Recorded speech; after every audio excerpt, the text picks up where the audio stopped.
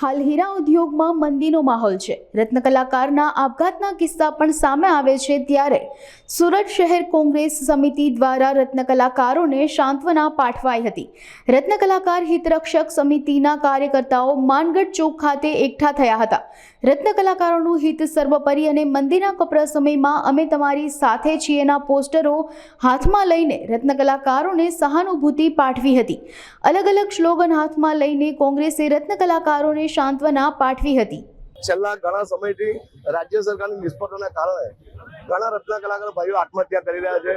એ આત્મહત્યા કરનાર પરિવારને સાંત્વના આપવા માટે સુરત જિલ્લા કોંગ્રેસ સમિતિના નેજા હેઠળ એક ધરણાનો કાર્યક્રમ રાખવામાં આવ્યો છે અને અમારી માંગણી છે કે જે રત્ન કલાકાર પરિવારની કપોળી સ્થિતિ છે એ બાબતે સરકાર દ્વારા તાત્કાલિક અસરથી પેકેજ જાહેર કરવામાં આવે। જો થોડા સમયમાં સરકાર દ્વારા કોઈ પેકેજ જાહેર કરવામાં ન આવશે તો રત્ન કલાકારોના હિત માટે જ્યારે પણ રાજ્યના મુખ્યમંત્રી સુરતમાં આવશે ત્યારે અમે રત્ન કલાકારો ભાઈઓ સાથે મળીને મુખ્યમંત્રીનો ઘેરાવ કરશું।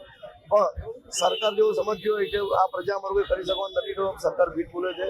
આપ જોઈ શકો છો કે જે રત્ન કલાકાર પરિવારોએ આત્મહત્યા કરી છે એ પરિવારના ઘણા સભ્યો પણ અમારી સાથે આ કાર્યક્રમમાં ઉપસ્થિત છે અને અમે આપણી ચેનલ માધ્યમથી કહેવા માંગીએ છીએ કે જ્યાં જ્યાં રત્ન કલાકાર ભાઈઓ હોય અથવા સુરતના કોઈ પણ નાગરિકને કોઈ પણ તકલીફ હશે તો સુરત શહેર કોંગ્રેસ પરિવાર એમની સાથે એમની પડખે ઉભો રહેશે। આજે સુરત શહેર કોંગ્રેસ સમિતિ દ્વારા રત્ન કલાકારો ને જે આર્થિક સંક્રમણ છે અને એ લોકોની આર્થિક સમસ્યામાં જે એ લોકો નાસીપાસ ના થઈ જાય, એ લોકોને મોરલ સપોર્ટ મળે, આત્મહત્યા કરે છે તેને રોકવા માટે સરકાર એમાં જાગૃત થાય, સરકારની નજર આ કામદારો તરફ પડે એ માટેનું એક અમારું એક આ ખૂબ જ સુનિયોજિત સરસ સુંદર આયોજન છે કે જેથી કરીને સરકાર એ લોકો માટે વિચારે।